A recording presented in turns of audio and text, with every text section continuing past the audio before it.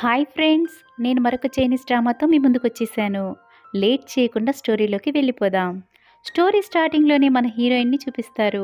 ఆమె ఒక చిన్న రెస్టారెంట్కి ఓనర్గా ఉంటుంది. అలాగే వెయిటర్ లాగా కూడా వర్క్ చేస్తూ ఉంటుంది. అప్పుడే ఆమెకు న్యూస్ ద్వారా అందిన వార్త ఏంటంటే, చాలా పెద్ద సంఘటన జరగడం వల్ల ఎంత త్వరగా వీలైతే అంత త్వరగా అందరూ మీ ఇంట్లోకి చేరుకోండి అని చెబుతూ ఉంటారు. ఆ సమయంలోనే రక్తపు మడుగుల్లో మన హీరో అక్కడికి వస్తారు. రావడం ఆమె చేతిలో అమౌంట్ పెట్టి నా కోసం ఏదైనా తీసుకునిరా అని అంటారు. ఆవిడ రెస్టారెంట్ క్లోజ్ చేసే టైం అయిందన్నా కూడా అతను ఖాతరు చేయరు. లోపలికి వచ్చిన అతను గాయాలతో ఉండడం చూసి అతనికి కావాల్సింది అతనికి ఇచ్చి ఫస్ట్ ఎయిడ్ చేయడానికి ఆవిడ ముందుకొస్తుంది. అతను వద్దు అన్నా కూడా జులుంగా క్లీన్ చేస్తూ ఉంటుంది. దాంతో అతని హృదయంలో ప్రేమ రాగాలు మొదలవుతాయి. నన్ను చూస్తే నీకు భయం లేదా అని అతనంటే, నాకెందుకు భయం, నువ్వు నాకు మనీ ఇచ్చేసావుగా అని ఆవిడ అంటుంది. అందుకతను చిరునవ్వు నవ్వి ఆమెను అలా చూస్తూ ఉంటారు. అప్పుడే ఆవిడంటుంది, ఈ పని అవగానే నువ్వు ఇక్కడి నుండి వెళ్ళిపో. ఎందుకంటే ఇక్కడ డేంజరస్ వెపన్స్తో ఒక మాఫియా గ్యాంగ్ లీడర్ ఉన్నాడట.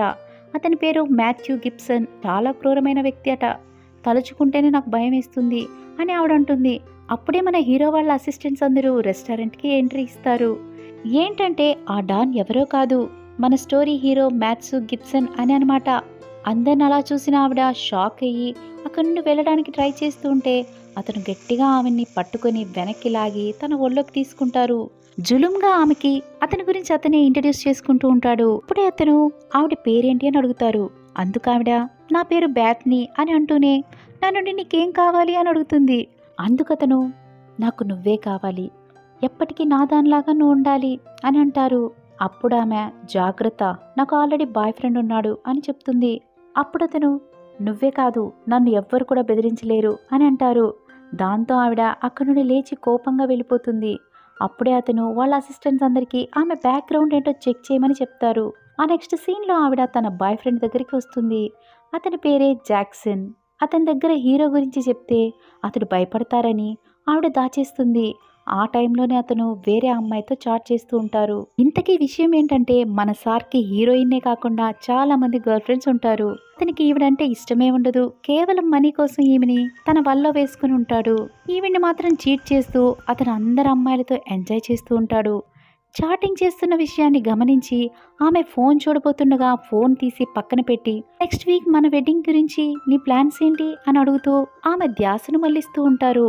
అలాగే ఆవిడని హక్ చేసుకుంటారు. ఆ టైంలోనే తను వేరే గర్ల్ ఫ్రెండ్కి రేపు మీట్ అవుతామని మెసేజ్ చేస్తూ ఉంటాడు. ఇలా ఉంటుంది అతని వరుస. ఆ నెక్స్ట్ సీన్లో మన హీరోయిన్ ఎప్పటిలాగానే రెస్టారెంట్ వర్క్ చేస్తుండగా ఒకతను ఆమె చేయి పట్టుకుని బెదిరిస్తున్న సమయంలో అక్కడికి మన హీరో వచ్చేస్తారు. రావడమే కాకుండా అతన్ని షూట్ చేసేస్తారు. నీకు ఎంత ధైర్యం ఉంటే నా అమ్మాయి మీద చేయి వేస్తావని అంటారు.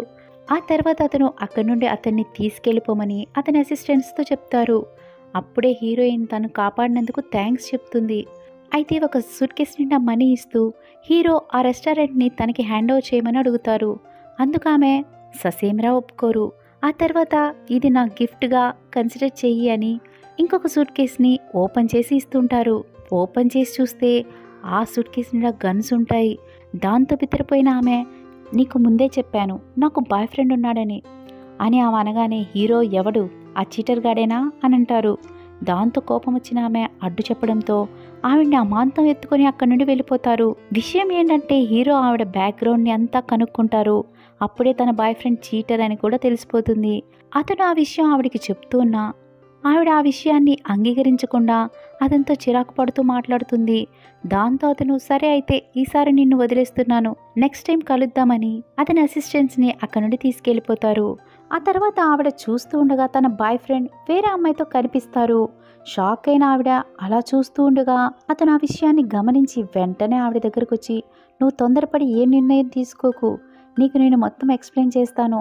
ఆవిడ నా బాస్ కూతురు, తను షాపింగ్ వస్తానంటే ఆవిడతో వచ్చాను, అంతకుమించి మా ఇద్దరి మధ్య ఏమీ లేదు, నాకు నువ్వంటేనే ఇష్టమని ఆవిడ్ని మాయమాటలు చెప్పి మళ్ళీ బుట్టలో వేస్తారు.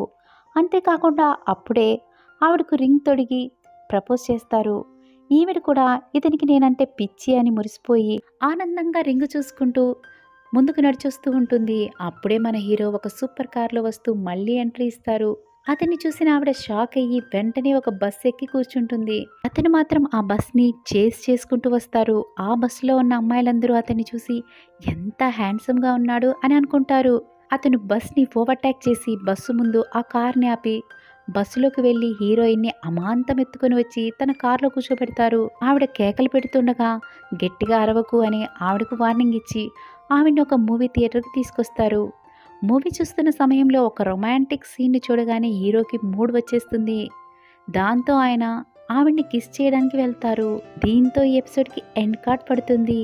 చూసారు కదా ఫ్రెండ్స్, మీకు కనుక ఈ స్టోరీ నచ్చినట్లయితే లైక్ చేయండి, షేర్ చేయండి, కమెంట్స్ పెట్టండి.